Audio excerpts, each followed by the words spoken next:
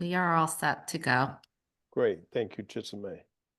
Good evening and welcome to the regular meeting of the Finance and Claims Committee of the Common Council for today, Thursday, December 12th, 2024, beginning at 7:00 p.m. We'll start with the roll call of Finance Committee members. Councilmember Jim Freya is present. Councilmember Doug Sutton is present. Present. Thank you. Councilmember Heather Dunn. Here. Thank you. Councilmember Ann Winterstrand. Here. Thank you. And myself, Councilmember Greg Burnett. So we have a quorum. Thank you. We'll move to item 3 on the agenda, which is acceptance of the minutes from the November 14th, 2024 meeting. Do we have any updates or changes to the minutes? I do have a couple. First of all, throughout the entire minutes from Thursday, November 14th, if we can correct the spelling of Lisa Biagirelli, it's Biagiarelli. If we can correct that throughout the entire minutes. Also on the second page of the minutes, if we look to item 6 under the Claims Committee report, if we can just strike out in the second sentence, if we can strike out the claims could be found on, so it simply says that she indicated page 41, the special requests. If we can just update that sentence. Going to page 3, under item 7, the beginning of the sentence, it should read Lisa Biagirelli and not Ms. Smith. If we can correct that. And finally, under section 9, under Oak Hills, 1, 2, 3, if we can just go down to maybe the middle of the paragraph where it says Ms. Grown, it should be Ms. Brown. Just a slight typo there. Okay. Hearing and seeing no other additional modifications, changes to the minutes, I'll ask for a motion to accept the minutes with the necessary corrections. Councilmember Jim Freya, thank you. Okay, I'll call for the question. All those in favor show by a sign of aye, raise hand. All those opposed have the same right, and it passes unanimously. Thank you. That moves us on to public participation. We did not. I'm sorry, receive... Greg. I'm Yes. sorry. I didn't mean, you weren't there. Would you abstain? I don't have to abstain. Just Okay. because you're not in attendance at a meeting, you can still approve the minutes, which I did. Okay. Moving on to public participation. Item 4, we did not receive any emails prior to the meeting. Is there anyone online from the public as an attendee that wishes to speak? If you can raise your hand electronically, and we will provide you with your 3 minutes to share your commentary.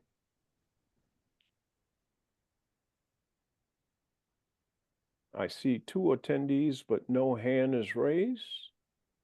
I'll ask one more time. If anyone wishes to speak, raise your hand and we'll give you your time. Okay, with that, we'll close public participation and move on to our reports. And the first one up, item A, is Oak Hills Park Authority monthly financial statements for October 2024 and the June 30th, 2024 audit report. And we have Alan Dutton from the Oak Hills Park Authority to present that information.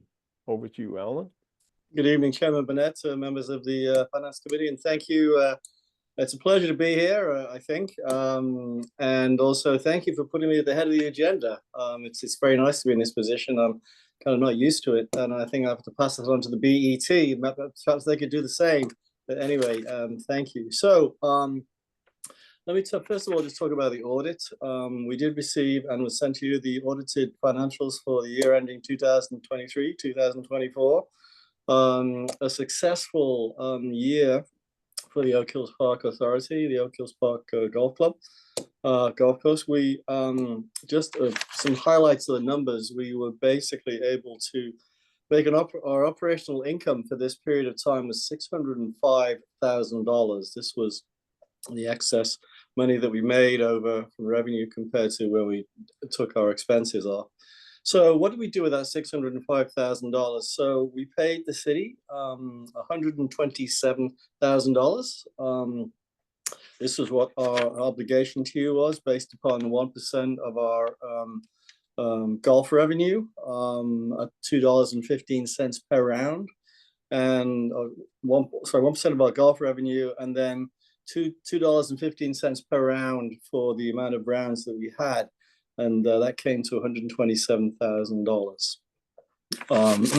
We had expenses during the year of capital leases. We do lease our golf carts, and we also, Jim Shell, who is our superintendent, leases a lot of equipment to mow the grass, etc.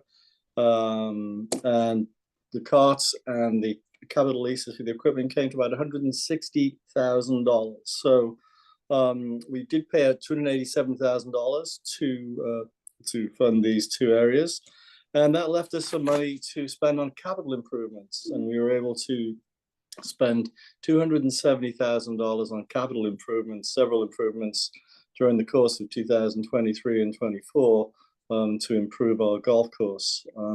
It did actually give us a surplus of $49,000 of revenue over our expenses after paying out the debt service and the capital leases and also the capital contributions. So a pretty good year overall. And I'm pleased to say that from a cash point of view, at the end of the period of time, the end of June, we had $750,000 in the bank. And as of the end of October, we had $975,000 in the bank. That has still been reduced a little bit because we've been paying for some of the bunker work we've been doing over the last 2 or 3 months. So that's a brief overview of the statement, of the audited statement. And if there are any questions, I'll be happy to answer any of them if I can. Not being an accountant, I probably can't delve into the balance sheet items, but however, any questions for the committee? Excuse me a minute, Greg. Johan Lopez is trying to get in. Could we get him in? Chitsame, can you add him as a panelist, please?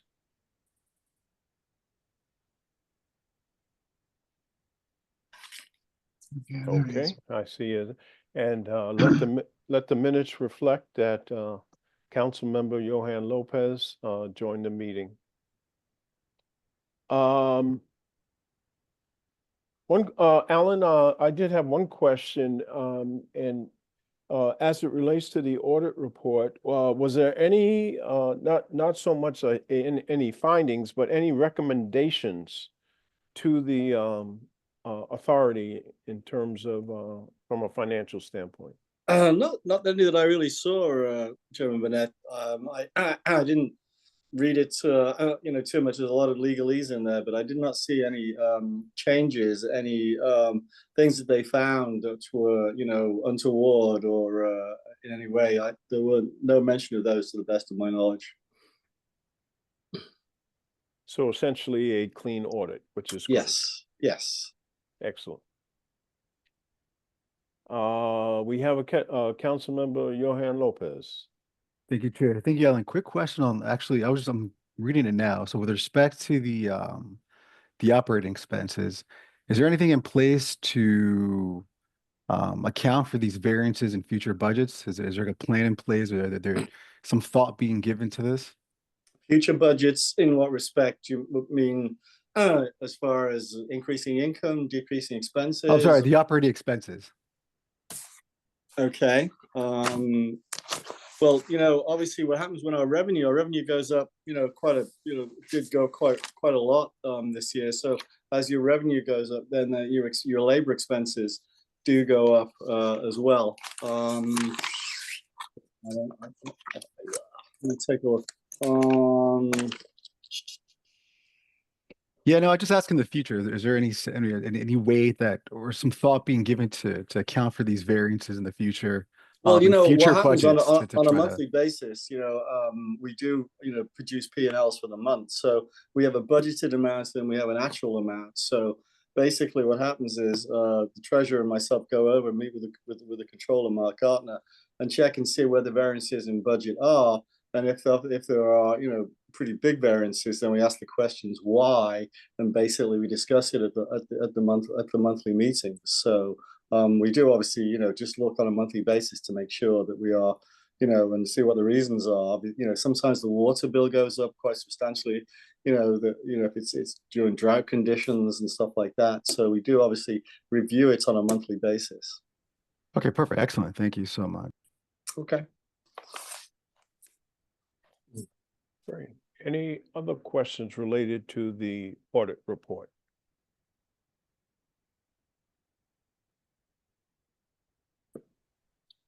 Okay, hearing and seeing none, I guess, Alan, if you could move to the October Right. financials.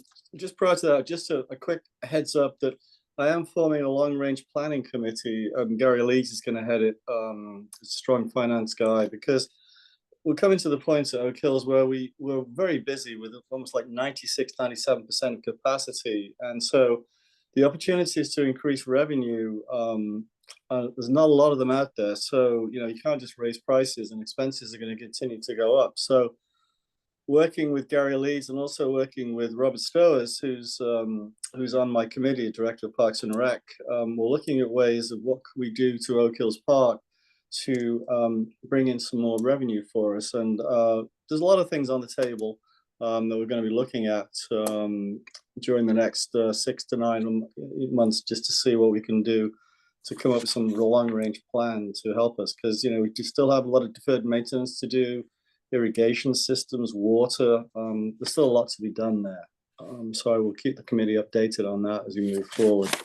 The month of October, if you remember, October was actually a pretty mild month for us, which is a pretty dry month, a very dry month. And what that means turns into extra rounds for us. So just from an actual month basis, our revenue was $55,000 over our budget.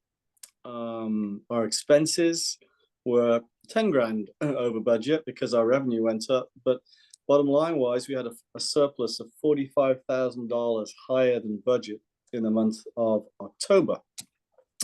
On a year-to-date basis, with July, August, October, 4 months in the bank, we find our revenue is $152,000 over budget. Our expenses are $11,000 over budget. So from a bottom line surplus on a year-to-date basis, we find ourselves $141,000 over budget. So we still continue to do well, strong support of the golf program. And so a good first 4 months of the year for the month of October. So now we do go into our slow period of time, obviously. We'll start to eat away into our cash. And just as an aside, the restaurant will be open in the winter months. I was just had a meeting today with the two principals there. They are going to open in the winter months from Wednesday to Sunday, from 11 p.m. to 8 p.m. So that's something that's different. And, obviously you won't get many golfers. So now it turns into a destination restaurant, private parties. So we're working with them to, try and drum up business, to use our mailing list so we can target people to come there. There was a meeting last night of the West Norwalk Association, had a very nice party there last night spread the word. So that's my report. So Just so the minutes are correct, it's 11, I think you meant 11 a.m. to 8 yes, p.m. yeah, my apologies. 11 a.m. to 8 p.m. Yes, Right. thank you. Yes. Great, no problem. There'd be a lot of late night partying going on if you Yeah, that opened wouldn't at go down 11 too well p.m. with the residents, I don't think. No, it wouldn't. Great. Councilmember Jim Freya, you have your hand up? Yeah, thank you, Mr. Burnett.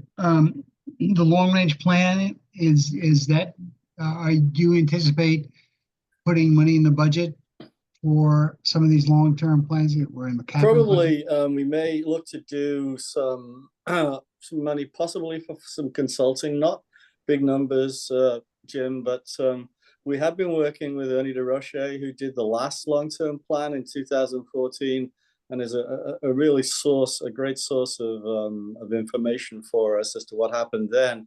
Some very interesting plans, and you know, looking especially if we may need to put a certain amount of money, not a tremendous amount, into this upcoming budget to help fund some of the work we may do to provide some of the documents for it. Yes. I'm sorry, for some of the documents that were? I mean, if we're going to do a consultant's report, a report about what's it going to take, and you know, how much money will it cost based upon what our scope is and things like that. Reports like to that, not actual, you know, physical work that's going to be done. You know, because we're just formulating plans at this moment in time. So are you bringing a consultant in to do this then? We will do it. We will start off. Gary has put several of us in charge of different areas, forming our own committees, and then basically when it comes to presentations perhaps, and you know, in 2014 they did use some consultants. There were some expenses. I don't know exactly how much it was, but we may have to do that, but I don't know the answer to that question yet. But I do anticipate some money is being spent, yes. Because the budget's due in January, isn't it? We present our budget in June. We've done our budget June? for as far as price increases are concerned, but the actual Oak Hill's budget starts on July 1st. So we are we'll be working on it in the next 3 to 4 months, Jim. Yeah, I mean, the formulation of what the budget's going to look like. That's Yes. what I meant. Yeah. Okay. Yeah. Just quick, you said the restaurant's going to be open from 11 to 8 p.m., 11 a.m. to 8 p.m. Yes. Is 8 p.m. kind of early? Yeah. I mean, it's not early on Wednesday and Yeah. Thursday. I mean, it could, you know, they're happy to stay later than that. I mean, I'm sure if there's business. there's a restriction that they have to close it. They can't serve after 10, right? It's 11, to be honest with you, but I'm not sure. It is. I think it's 11 o'clock. I may be wrong. We're not going to turn it into a late night bar. You know, I don't think. Now, that was one of the restrictions. I thought that in the past that they couldn't stay open late, but 8 o'clock seemed a little early. That's all. I think they're feeling their way at this moment in time. So if I'm in there at 7:50, they're not going to close the doors. No, especially not for you, sir. No. Okay, thank you. Great. Alan, quick question. Does Oak Hills officially close during the winter months, or Nope. do you stay open year round? If we- somebody we- wants to get in Yeah, I mean, quick 9, they can. We have some diehards who, I mean, we're on temporary tees right now, so the regular temporary greens are closed down. They move the hole and push it up front, and you can't tee off from the regular tee boxes. You tee off from the front. We have no carts. Actually, I think you can just about do some carts on the cart path only. But within a few weeks, it'll just be walking only. But there are people who, you know, apart from when it's snowing, they will go out, they will pull their own cart, and they will hit golf balls, believe it or not, and freeze. So we do not close. Obviously, we close Christmas Day and holidays, but the course is pretty much open. Great, thank you.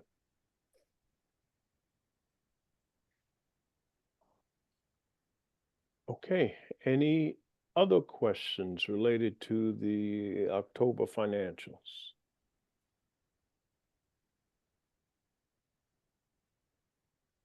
One final question. You shared with us some very good numbers, so I'm assuming during the winter months, your burn rate, you're in good shape to sustain we the will- next we will not be, 4 months. We will not, we have enough cash to get us through and more. We will not be applying to the credit line. In fact, we have not applied to the credit line in the last 3 years, I believe. So we are in a good shape. As I said, at the end of October, we had $975,000, and our payroll is very limited at this moment in time, mainly just management and, you know, a few hourly employees. So we'll be fine. Great. Okay, if there's no other questions, thank you, Alan, for the update on both the audit report and the October financials, and we'll look for hopefully some more good news at our next meeting. Thank you. Bye-bye. Great. Have a good evening. Moving on to item B under reports, is an update from our tax assessor, Paul Gorman. Evening, everybody.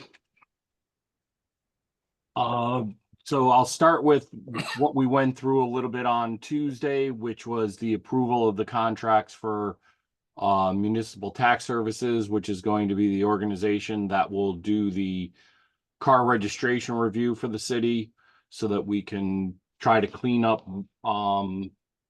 people that are registered elsewhere but living and utilizing the roads and services here in Norwalk. The other contract that was brought up on Tuesday was the contract to work with Tyler Technologies and John Valente and his team through Tyler for commercial consulting. As we've done, as far as I know, it's gone back as far as since after the 2018 reval that John and his team have been commercial consulting with us. This year, though, it changes to being directly through Tyler because Tyler bought out John's consulting company and John works for them directly now. So those two contracts were what we presented and were consented to on Tuesday during the Common Council. Another initiative that we're going to be looking into taking advantage of a free trial on is going to happen in hopefully the spring. It's a company called Pushpin, where they will take some of our GIS flyovers that are through a company that we contract with called Nearmap, and they will do ortho layers review, which basically is saying they'll take our sketches from our field cards and apply them to our most recent flyover and then a series of flyovers in the past to see if there's been changes to those properties. Such as additions being done without permits, or pools, patios, decks, tennis courts being added to properties without permits, so that we can get caught up and have a more accurate database of for the grand list. We're going to do a 1,000 parcel free trial with them to see how it works, and then as we work our way through all the information that they provide us with, we be better suited to make a determination as to whether or not the service that they offer, and I believe right now it's currently pegged at 50 cents a parcel, would it be worth it to expand out to the other 28,000 parcels in the city? And the other big thing that I've been working on over the past few weeks is working in conjunction with the law department.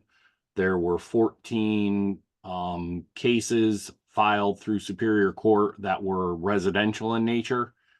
And I've been spending time with a potential appraiser that we would utilize if the cases had to go to court, going to all 14 of these homes to inspect them just to make sure that the field cards are accurate.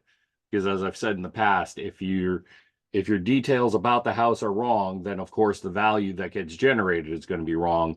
So before we bother to go to court and argue that who's right or who's wrong, we need to know that what's on the field card is accurate. So we've been doing that over the last few weeks and making updates to field cards so that we could make recommendations to the council. When I say council, I mean Matt Sapienza and Mario Capola, about what leeway there is between what our current value is and what it might need to be adjusted to. Outside of that, I'd open it up to questions. Great. Thank you, Paul. Some great updates. Do we have any questions of our tax assessor? I do have one question. Related to the motor vehicles, I was just wondering, has your office received a overflow of residents calling about illegal, well, not illegal, I'll just say cars that they've seen on a regular basis in Norwalk that are not registered in Norwalk? Have you received a large number of, I don't know if they're considered complaints, but just residents giving you information that, you know, this is a concern here in Norwalk? No, but that's because for people to call us up and tell us that would require more times than not, that would be that they're seeing an out-of-state plate, like a Vermont plate or a Florida plate, constantly parked on the street or in somebody's driveway. The majority of what the MTS service will find are people with Connecticut plates that used to live in Stamford or used to live in Westport or Wilton, that moved to Norwalk but just haven't updated their registration yet. Some people it's intentional. Some people they just don't know what the law is. That, I believe, if I remember correctly, the DMV law says that you're supposed to update your registration within 30 days of moving. And they don't know that. So people just let their registration ride out and continue to pay the other town. That's what they're mostly finding. The out-of-state ones, yes, I probably get about 2 or 3 calls a month of people reporting things like that. And if we can, we'll go out and try to verify that they're there. But I mean, again, just like MTS does, it has to be multiple sightings that it's there. It's not just somebody visiting for a month or two and then going back to Florida. And so the long answer to what should have been a short answer, no, we don't get a ton of calls, but we know that based on MTS's successes in other communities, that more than likely Norwalk's not going to be out of the norm. We're going to be within the norm, that there's just a lot that we need to clean up. Great, thank you for that. You're welcome. And the process, once the entity identifies a Connecticut plate that's not registered in Norwalk, will we notify the registered owner and give them an opportunity, or do we go directly? Oh yeah, some kind of fine, or how does that flow? It's a multi-step process. First, the sweeps of the city, where it's not just from seeing the car once, like I said, it's multiple times.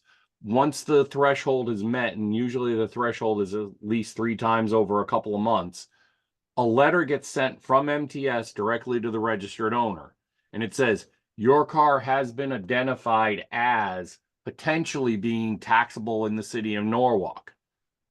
And it says, please contact us. Their first step is not to call us and make their case. Their first step is to call MTS and say, hey, yeah, I've been there for the past 3 months, but it's because I'm taking care of my sick uncle and nobody else can take care of him, and I'm there overnight, but I live in Stamford on Hope Street. And if they can prove, hey, I have a lease on Hope Street, I have utilities on Hope Street, they would more than likely drop the claim and say, okay, you're just here because of necessity. But if the person doesn't have any backup documentation to prove that they're not supposed to be here, it will then be an upload to the system that then Lisa and her team would send out bills for, and the people would become liable for the bills based upon whatever amount of years the evidence shows that they should have been paying to Norwalk. Because sometimes it can go back as much as 3 years. Because as we all know, our registrations are good for 3 years now. So if somebody just renewed a month before they moved and then decided that they were just going to let it ride, they could be letting it ride for 3 months or 3 years. And worst case scenario, they could be paying Greenwich car taxes rather than Norwalk car taxes. And we all know that Greenwich's car taxes are a lot cheaper. I mean, their mill rate's around 7, I think, on their cars. But yeah, it's Right. a multi-pronged process, multi-step process before a bill is actually issued. So they'll have an opportunity to get their registration in order. Right. Right, great, great. Any questions about tax assessor on the items that were shared? Or anything else that might be on your minds.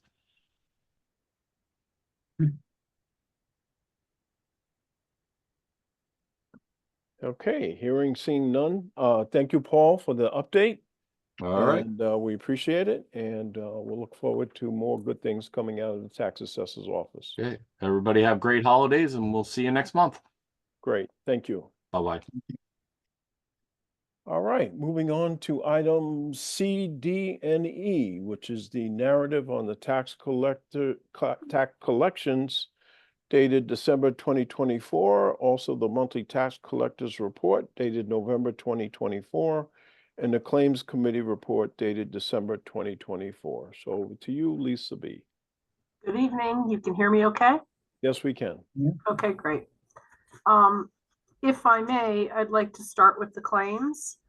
There are 2 special requests, which I think you find probably around page 52 in your packet. They are special requests by virtue of the dollar amount, which is in excess of $10,000. Similar to one we had, I think, at the last meeting, both of these are multiple motor vehicles that were billed by a motor vehicle leasing company. Vault Trust is one and VW Credit Leasing is another. Both are in excess of $10,000, but it represents motor vehicle credits that were issued by the assessor's office on leased vehicles that probably were sold or removed from Norwalk. So the accounts consolidated come to the amount that is more than $10,000. So on these 2, we do require the vote. On all of the other claims, those have already been processed by our office. Okay, thank you for providing that update. So for item E, the claims committee report for dated December 2024, we have 2 items in excess of $10,000. Do we have a motion to approve these claims? Council Member Heather Dunn, thank you. Do we have any questions? Okay, I'll call for the question. All those in favor show by a sign of raise of hand. And it's unanimous. Thank you. So this item will move forward to the next Common Council meeting, which will be scheduled for Tuesday, January 14th for final approval. Okay, thank you. With regard to the narrative and the monthly spreadsheet, we are, as of the end of November, at 54.82% for the tax adjusted levy collection and 53.53% for sewer use, which is pretty much right where we needed to be at the end of November. We are in the process of mailing second installment bills for real estate, business, personal property, past due motor vehicle bills, and what we call the supplemental motor vehicle bills, which are newly registered vehicles after the grand list date of October 1st of 2023. So from October 2nd of 23 through August of 24, if a vehicle was newly registered, we have not yet billed that vehicle. That's coming now, and the bill will be due payable by February 3rd, due January 1st, payable last day to pay by February 3rd. In 2025, February 1st falls on a weekend, so we have to give until the next business day by statute. So the last day to pay for this collection cycle upcoming is Monday, February 3rd, and that goes for all of our taxes, real estate, motor vehicle, business, personal property, all of it. Real estate bills are going in the mail tomorrow. The supplemental motor vehicle and the motor vehicle that we're rebilling from July probably will go in the mail towards the end of next week, or at the latest, towards the end of the month. We're still working on those. But through no lack of attention on our part, it was just November is a tricky month. It's a short month. There's 3 holidays in there. And then in the beginning of December, I was out for a couple of days because I had bronchitis and we got a little backed up. So we're later than I'd like to be, but those bills should go out the end of next week, and I'll keep everybody updated with that. They're already online. Everything is online. A lot of people are already paying online, but for those who like to, for example, pay as a walk-in at the banks, they need to have their actual bill, a current bill that we just mailed out, and those are on their way. Other than that, we're working on enforcement. This is the time of year we work with the health department to identify, we talk about this from time to time. If you owe past due business personal property and you are renewing a health permit in Norwalk, you are not going to be able to renew that permit if you have past due taxes that are more than a year old. So our delinquent collector works with the health department to identify who that applies to and give them an opportunity to pay before the permit is due to renew in January. So we've been working on that. We also file uniform commercial code liens through the Secretary of State's office on past due business personal property accounts. And our delinquent collector has been working on that for about the last 6 to 7 weeks. And we're almost wrapping that up. Let's see what else. And then I did include, starting this month of November, I did include those cannabis tax collections on our monthly reports for you. So we'll do that going forward. That's the new tax that our office is collecting based on cannabis sales at the dispensaries in Norwalk. We're currently processing for 2, but there's a new one that's been added. So now we'll have 3. And you can see on the bottom of the report, we have a line. We've already collected $144,000 just since, I think, April in cannabis tax, but we'll report that to you going forward because that's our responsibility as well now. And that's more or less it. My biggest concern is getting those bills in the mail. So, we're working on that.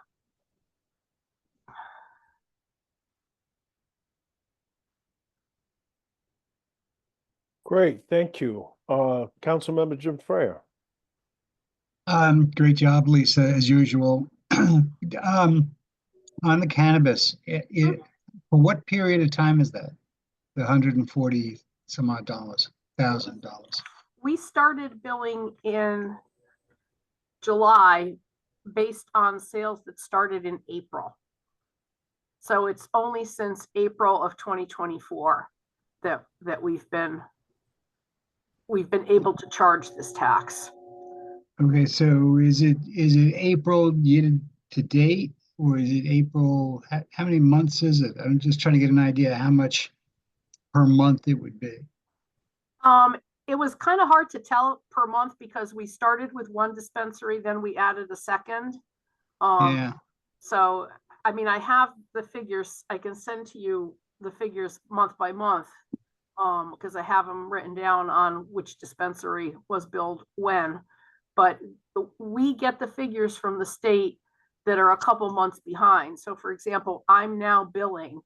It's now going to be payable in by January 10th. I'm billing for sales from November. So we're always going to be a little bit behind, but the number that I gave you was what we actually collected through the end of November 2024. Regardless of when it was billed, that's what we collected. I figured that would be the easiest way to keep track of it because what we processed through the end of the month. So But that's that's not just 1 month, that's an accumulation of April through 5 November. months, yeah, 6 just like- months, something like that. Yeah, just like we're reporting year to date on our taxes, I'm giving you April through. Yeah. Yeah. It's only gonna That's go not- up. It's only gonna go up because Right, you're right. gonna get more was- dispensaries over time. Yeah, I was just curious how much, what the upside of that's gonna be.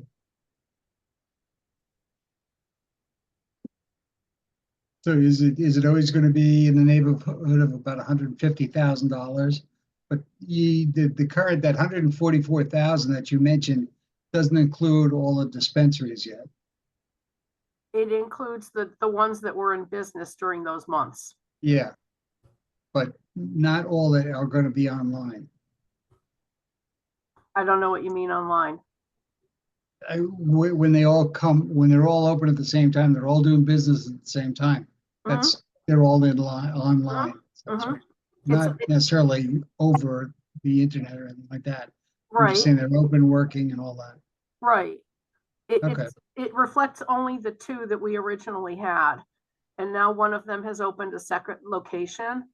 So Okay. I should start with the next cycle of billing. I will have figures from the state on what to charge them. But right now Okay. we're billing only two.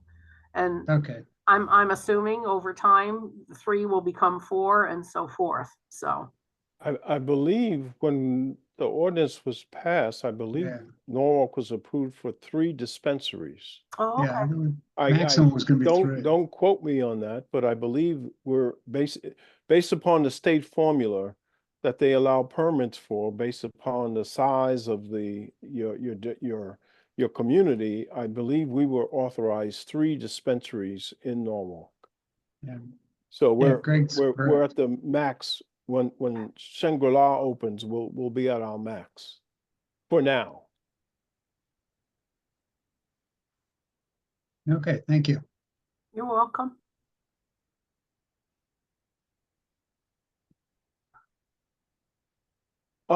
Lisa, I did have one question as it relates to the bills. Last year, we had some issues with the new software. And how is that going? Have we worked all the kinks out and we're back online? Everything's flowing well, or are No. we still making? Okay, that was the long answer. Getting there. We're still making some tweaks. Yes, that's correct. Okay. Are they major tweaks, minor tweaks? They're manageable tweaks.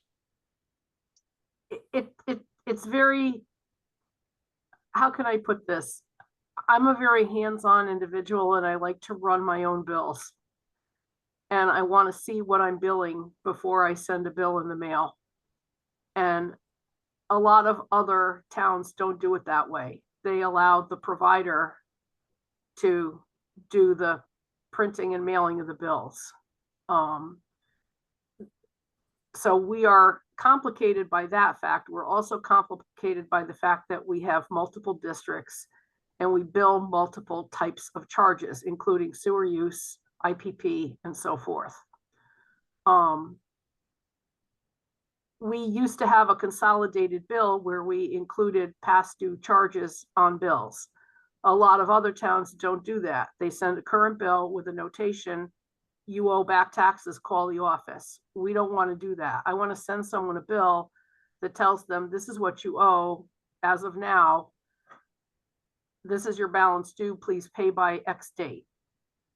Because I think that's a better way to get paid. Then that person can use that bill, go online, go to the bank and pay it. So we're a little different than some other towns that have used this software with fewer issues, but we're getting there. So it's a process. It's definitely better than where we were last year at this time, because last year, if you remember, we were not able to bill the motor vehicle supplemental on time. We had to give 3 months extra time. It was payable by April 1st. That didn't happen this year. The assessors had the supplemental data to us before Thanksgiving, which was wonderful and a credit to them. So we're getting there, but it is not without its challenges, but we're getting there. Great, thank you for that update. Do we have any other questions for the tax collector's office? Yes, Councilman Jim Freya. The tweaks that Greg was talking about, is this getting any better or does it continue? I mean, I've got the impression now that you're looking at all of these bills before you send them out, and you can manually make changes to them, corrections to them, improvements to them. It's not quite like that. What I'm trying to do is I'm trying to produce a file, a billing file. But in order to do that, there isn't really a comprehensive manual for this system. So I have to get instructions from the vendor. And for example, what I was working on this week, there were different sets of instructions that told me vastly different ways to run this file, and I came up with different results. So I'm sending this stuff to the printer and he's giving me samples, and we're trying to figure out how to make this work so that everybody gets a bill that's right, that has the right amount of interest on it and all their vehicles. And again, this is a situation where Norwalk is pretty big. You've got people who own multiple cars, and we're trying to send them a bill that has everything on it. So we're getting there, but it's challenging. Let's put it that way, because I want the bills to be right, and I'd rather they go out a week later and be right than go out on December 10th and have the phones blow up because there's a problem. There's no problem with the data. It's a problem getting the data out of the system and to a point where I can put it in the mail to people. Bear in mind too, I always like to get those bills out early. They're not even due until January 1st. So it's not like we're behind schedule or anything like that. It's just, it's my own way of doing things that I like to have an extended amount of time for people to pay, which is also why the real estate is going out first, because those are the biggest bills, right? That's the largest amount of the levy. So that's where we concentrated on first, and those bills were at the printer first. So, and then we worked from there. So then the next set to work on was the motor vehicle delinquents from July. That's the next set. Business personal property will come next, because that's the next set, going according to how much the value of the billing is. So that's kind of the way we're doing it, but it's a different function. You would think that it would be the same program to run all those things. It's not. It's completely different, each one. Well, that's kind of concerning that we have a software package that is not capable of doing what we thought it was going to do. Am I wrong? No, you're not. But there were reasons why the city chose to go this route, and here we are, and we have a 5-year contract, and I'm working the best I can with this vendor. And well, does the the vendor come CFO in and sit with you and do, or does he send you instructions on how you can do it? they send us instructions, but we did have a very productive meeting earlier this year where they did come, and several of their folks, including their best programmer, came and sat with Paul Gorman and Jared, and my assistant and me, and we went over a lot of this stuff, and they're committed to working with us. They're committed to working with me on this. It's been difficult. And like I said, November was a tough month because you had 3 holidays, and the week of Thanksgiving, a lot didn't get done even at their end because people weren't there. So we're doing the best we can. In all due respect, I mean, that's not a good excuse. I mean, a vendor can't say, well, gee whiz, it's a lot of holidays this month, we can't help you out. We got to get the stuff out. We got to get it out right, correctly. And we can't send tax bills out that are incorrect. And we have a system. We will. But my point is, if we have a system that's spitting them out that are incorrect, and you have to go back and look at every one of them, that's, why not do it by hand in that case? I'm not suggesting you do it by hand. I understand. No, I understand what you're saying. We're not even looking at every one. We're sampling, because we send out over 100,000 tax bills, so it wouldn't be Right. possible to do that. So how many out of 100,000, how many are wrong? As far as I know, none.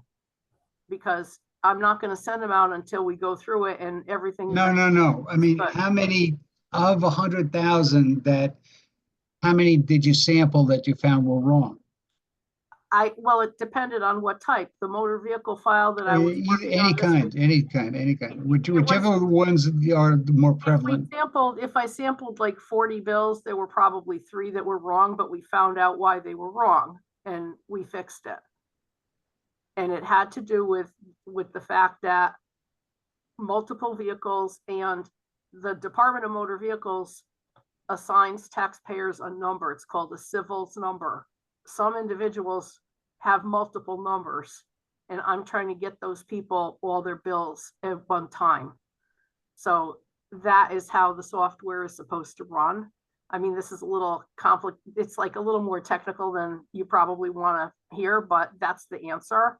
So we're trying to consolidate by name. We're trying to consolidate by that number, by address. People have all kinds of variations to their name, and we're trying to get it right. So motor vehicle is a good example of where things can go wrong because there's so much data.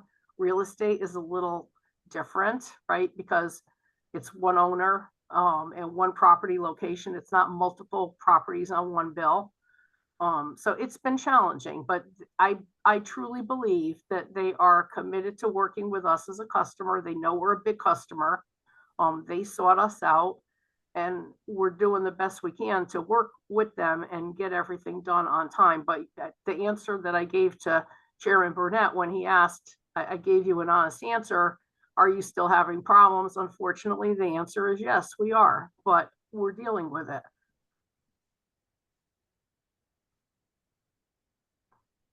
My concern is that, and Mr. Burnett asked because it was a problem last year as well. Mhm. And it's concerning that we still have the same problem again this year. But it's getting better because I'm trying to put together a manual so that we can do this every year and this will work.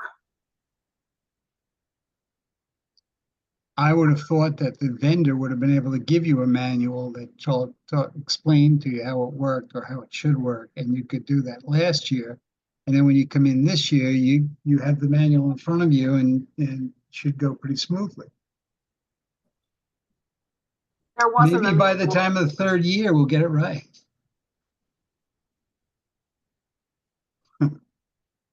I'm not trying to give you a hard time, Lisa. I know, no, I I understand. mean, I feel very sorry for you because this is no way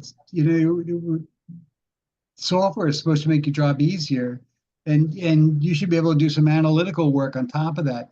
There should be all sorts of other information that you get out of this system, I would think, that's going to help us to analyze where what our tax base looks like. And it doesn't sound like that. It's not for lack of trying, and just so that you're aware, No. the file that we're going to use for this billing, I ran the last attempt at this at just before midnight last night from home on my laptop at home.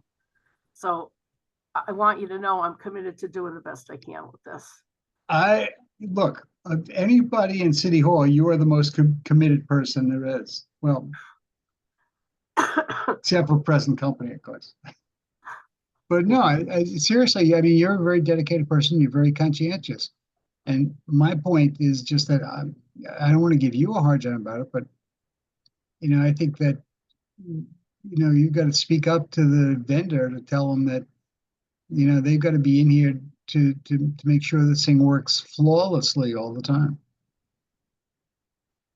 Well, good luck. Thank you, and I will keep you posted.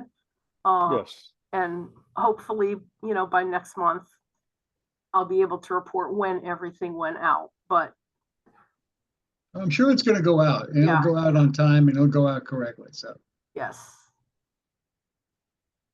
I think the frustration that I'm hearing is that we're paying for a service and we're not getting that service, that we're going through extra steps for something that should be aligned to meet our needs, and that's why we're paying for this service, and we're not getting that. But That's a fair I- assessment, yeah. it's promising that the fact that you mentioned that the vendor came in with the top programmer, they met with yourself, they met with the CFO. So there is dialogue, and I think they clearly understand our level of frustration, and I hope that they're working towards resolving any issues that we bring forward. So I would be much more concerned if if we had several issues that we had when we first made this transition, and we were still seeing those same issues, meaning that they have not addressed them. And I think we're evolving forward. It's not happening at a rapid pace, but there is progress forward. Is that a fair statement? Yes, that's absolutely a fair statement. And in fairness to the vendor as well, they're also working with a very challenging situation that Paul Gorman spoke about at a prior meeting, that the state of Connecticut has completely changed the way tax assessors are assessing motor vehicles for property taxation purposes, beginning with the next grand list, which is already out there, right? The October 1 of 2024 grand list. We're not going to be using the NADA books any longer to value those vehicles. We're going to have that depreciation schedule that starts with the MSRP and then goes down a percentage every year for 15 years. This software vendor is really at the lead, at the forefront of figuring out how this is going to work, because they handle the lion's share of Connecticut assessment and tax jobs. So they've been very active with OPM, with the assessors organization, with the tax collectors association, and so forth, preparing for next summer's issues, which are coming down the pike with the system. So they're in this for the long haul in Connecticut. They're very, very, very involved with everything in Connecticut assessment and collection. I think that it just had to do with some of the peculiarities of Norwalk, and the fact that, you know, our data is a little different than other people's data, and maybe that was part of the challenge. And I did also complain vociferously about not having a manual. They did give us a manual. It's not a complete manual, but it's a start. So we're definitely getting there.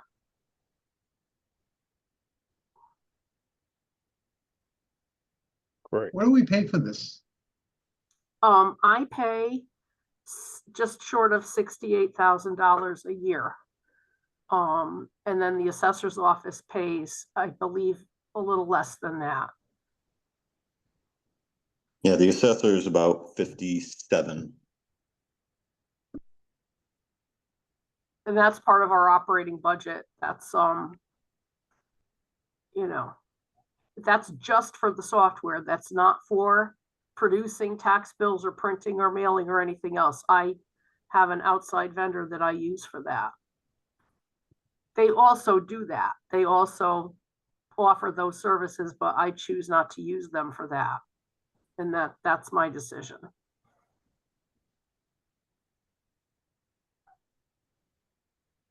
And I'm trying to be forthcoming with you and answer your questions, but I'm also trying to be to express a level of confidence that I have, that I want you to be aware of what's going on, but to also be assured that the data itself is fine.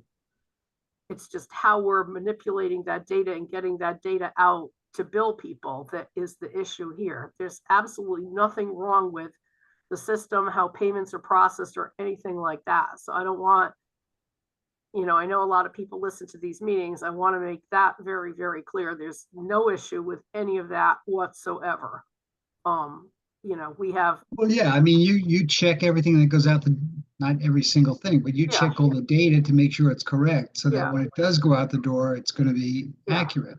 Yeah. So I don't think anybody's questioning that. The questions that we're bringing up, or it's taking a lot of people power to get those things out the door correctly. That is correct. And there's no reason why you should be doing this at home at midnight. I want my bills to go out. Everybody should be as dedicated as you. I don't know about that, but thank you. That's very nice. Great, Yeah. great.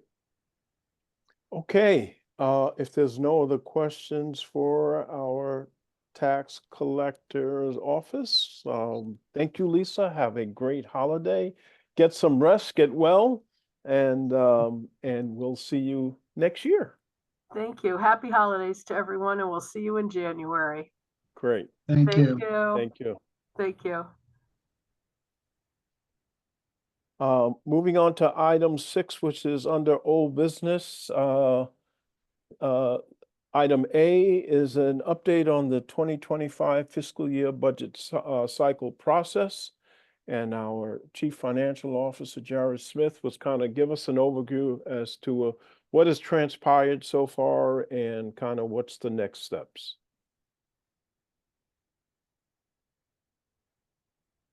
Great. Good evening, everybody. Thank you, Mr. Chair. And we are deep into the budget process now. Starting last week, we started meeting with each of the departments to go through their budget requests. And so we have a constant round robin of meetings with the department heads now and their staff to go through their budget. So that process will continue through to the end of next week. At which time we'll take everything that we got from them, evaluate it, see if there are changes that we should be making, and work toward producing the proposed budget. In January, we'll get the final proposal from the Board of Education, and that will be as of right now, that's projected to be on January 14th. Before that, there will be a meeting of the Finance and Claims Committee and the BOE Finance Joint Committee. That is scheduled for January 9th. So once we have the Board of Education budget, we will make our way through that. About a month later, we will prepare and submit the recommended operating budget that goes to the Board of Estimate and Taxation. And then actually a day after that, the charter says a week after that, that proposal will make its way to we'll submit that proposal to the Common Council as well, which is something that we're looking to change in the charter, and just to, rather than have those dates be separate, to make those happen on the same day, so that we'll submit the budget proposal on the same day to both the BET and the Common Council.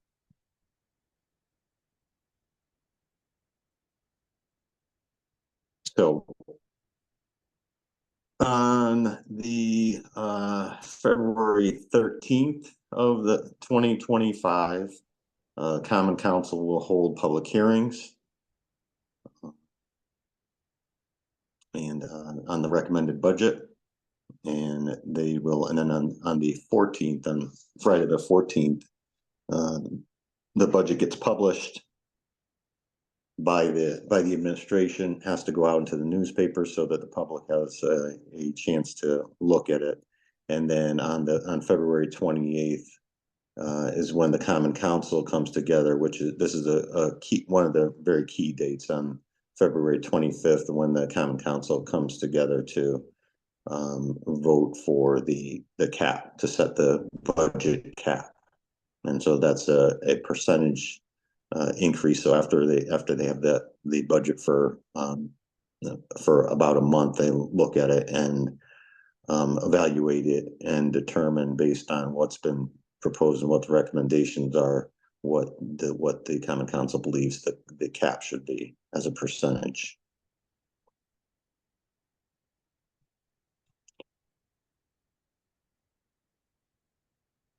Then the I'm sorry, GT Jared, I'm sorry, just peeling that back a little bit, before the council votes on that, this committee does make a recommendation on the operating budget cap that we present Yes, you're to right. the common council. Yes, and that's on the 13th. That's part of the meeting on the 13th. Right.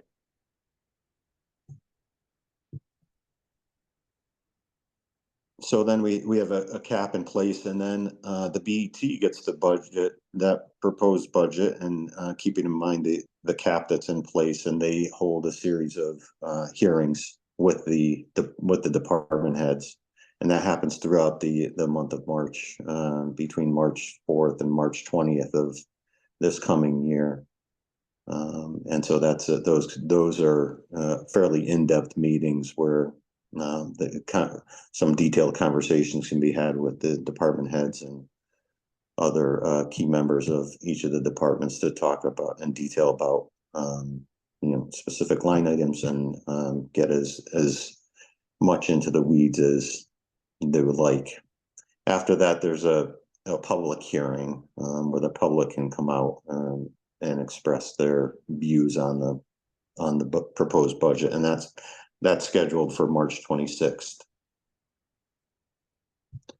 The BET, having collected all the data, having evaluated everything, the BET has the authority to make changes to the budget. It could be adding, subtracting, leaving things the same, modifying, and they make those changes, their recommended changes, and send the budget back to the common council, at which time the common council will set the final cap based on what they're seeing from what was proposed by the BT. So that the BT makes their adjustments. That meeting is scheduled for March 28th of the coming year, and then the common council will vote on April 8th to set the final spending cap.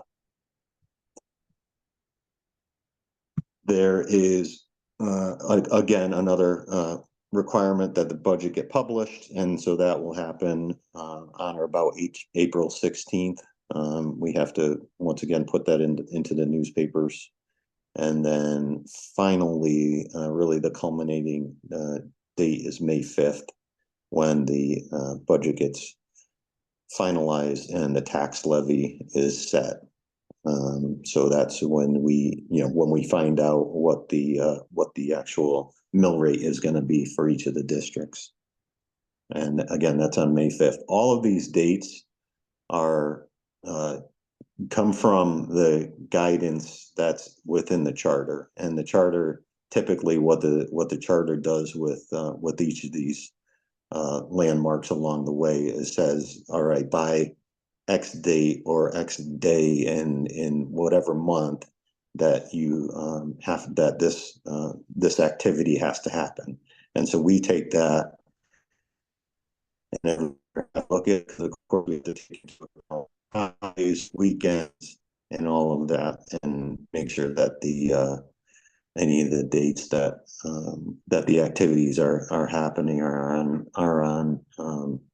the right days where we can actually conduct business. And so that's what we use to set the actual calendar and the actual dates where these meetings happen. But as of now, we're looking at all the department budgets. We have meetings next week, and then we'll have everything at that point from the departments and go through it in detail internally. The only thing we'll be waiting on at that point is the Board of Education's final proposal to go through that. And as I think everybody, I know there are a couple of new people. We don't have the authority to. There's not another body other than the Board of Education who has the authority to go into the education budget and make line item changes to it. That power lies with the Board of Education. And that's by statute, that's by state statute. And so what we have the ability to do as an administration to propose, and then as the other boards, the BET and the Common Council, is to set a dollar amount of what would be appropriated to the Board of Education and to the superintendent for them to spend. So we can change that overall amount of the budget, but not any specific line items. Any questions?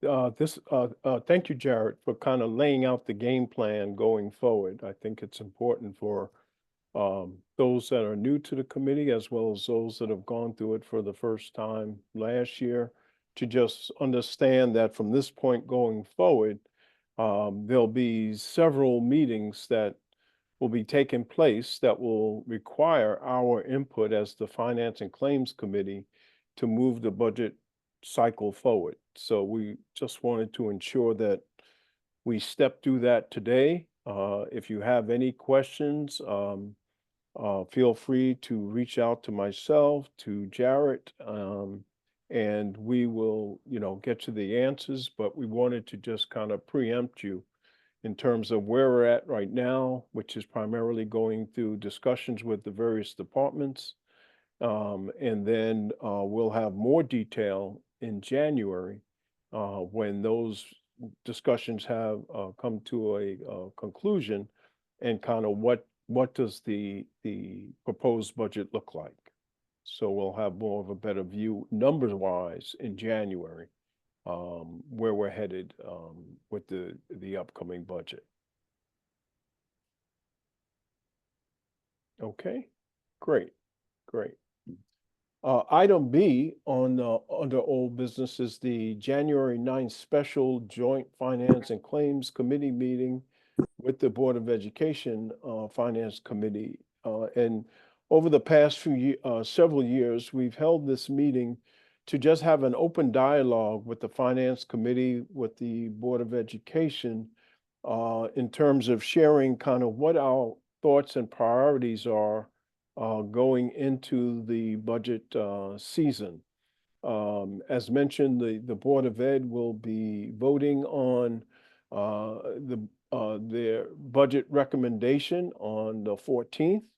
But by the 9th, we should have a good idea as to where they're at in terms of what kind of requests they plan to make to the city in terms of their budget needs. So the 9th is an opportunity. We'll also have public participation on that agenda, so the public will have an opportunity to dial in and share their thoughts as it relates to the budget before both of the finance committees. So again, January 9th, we probably will not have specific numbers to talk to, but we'll have an idea as to what type of requests have come in and kind of what the basis looks like in terms of formulating the budget numbers.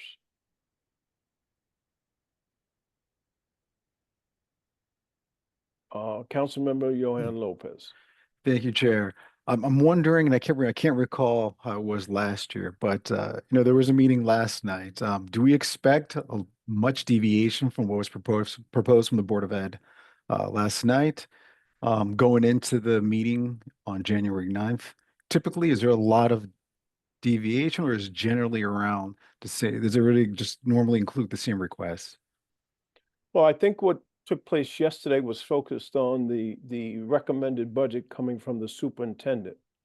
And the Board of Education, again, on January 14th, they will actually vote on what I'll say, official Board of Education request to the city will look like. So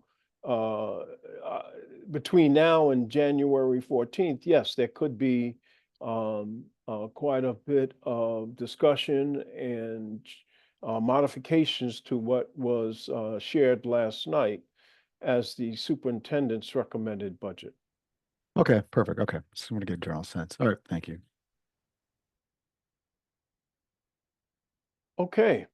If there's no other questions related to the January 9th special meeting, again, this was more information only so that we can make sure that's on your calendar and plan to attend that meeting and any questions you might have of the Board of Education. So that moves us on to item 7 under new business, and we have one item which reads as follows: authorize the mayor to execute any and all agreements, documents, instruments, or amendments as may be necessary in accordance with the Pennsylvania Education Purchasing Program for Microcomputers, PEPPM, contract number as noted with the Connecticut Business Systems, LLC, for a 60-month lease, a total not to exceed $500,000. And the count covers various department organizations. Do we have a motion on this item? Councilmember Heather Dunn, thank you. And now for discussion, we have our purchasing agent, the Sharon Connors, to walk us through this request. Good evening, everybody. Thank you. So we had extensive evaluation with our current provider, which is TGI. Unfortunately, the current age of the equipment is about 7 years old. We thought it was in our best interest, and as noted with this efficiency study, that we should partner with the BOE purchasing and move to their provider, which is Connecticut Business Systems, aka CBS LLC. So with that being said, Chris McCauley, he's our purchasing officer on my team, worked with CBS to assess the entire fleet. They came up with a recommendation, and it actually included the library in this analysis. We reduced our machine count from 78 to 77. We eliminated faxing where necessary, if possible. I know in our office, we don't even fax. We actually get sales roofing specials on ours. So where we're allowed, or if it's unnecessary, we eliminated it. We are implementing advanced payment technology on our public-facing machines, where we have some in the town clerk's office, the library, tax assessor's office. So basically, we'll be installing credit card as an option for payment. And we are standardizing our color and black and white print rates. So we actually have a very favorable rate with CBS. We are now looking at, for black and white rate is 0.0046. Our current provider is currently charging us at 0.006. Our color rate is going to be 0.0396, and our current provider is charging us 0.05.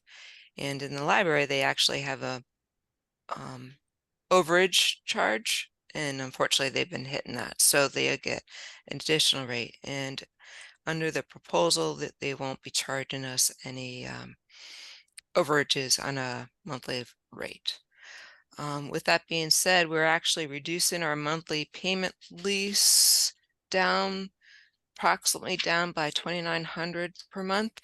That does not include our volume on click charges, but this would be a month-to-month comparison on how much each department would be paying on the monthly lease. I think that's about it. Oh, other than that, we are going to get all brand new machines. We tried to resolve our situation with our current provider, but they were trying to keep the rate low by providing us refurbished machines. And this is actually a more favorable position for us as the city. So therefore, we'd like you to take the opportunity to review and consider accepting our proposal. Thank you, Sharon. Do we have any Yeah. questions about this, request? Sharon, could you just, touch on again, making this change, what would be the, whatever number you have, is it the monthly or annual, savings? From- Actually, I didn't calculate the annual savings. The volume, the click charges that we would get charged is hard to predict because that could be seasonality, and as we advance our technologies, we are printing less. But for our base monthly lease compared to our current provider, it's a difference of $2,900 per month. So I don't have my calculator here.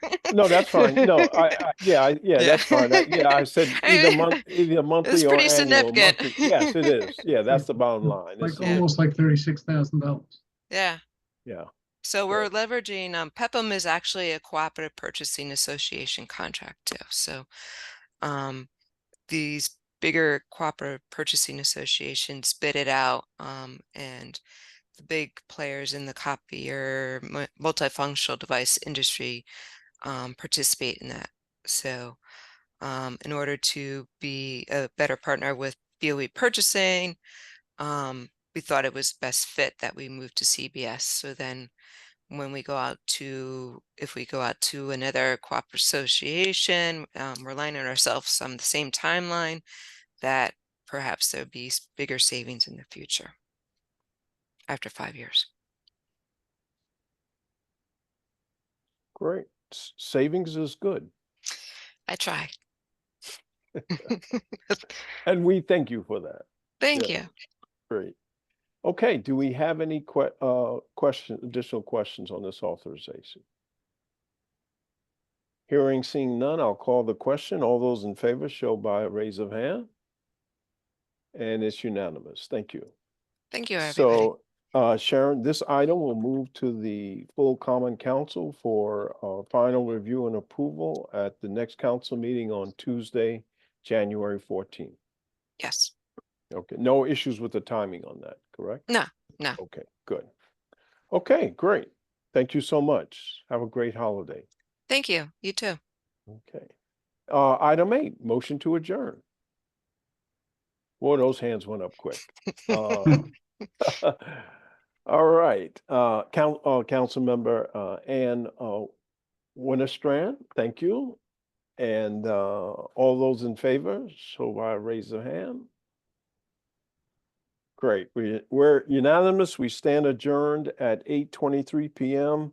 Have a great holiday season, a safe and enjoyable one, and we'll see you in 2025. Happy New Year, everybody. Merry Christmas. Same. Thank you, everyone. Yep. Same. Great. Good evening. Hey, Greg, Same. Merry Christmas, guys. Bye-bye. you bust out of the council meeting really quickly. I had a little gift for you, so Oh, are you gonna okay. haul anytime soon? Yeah, well, I will figure out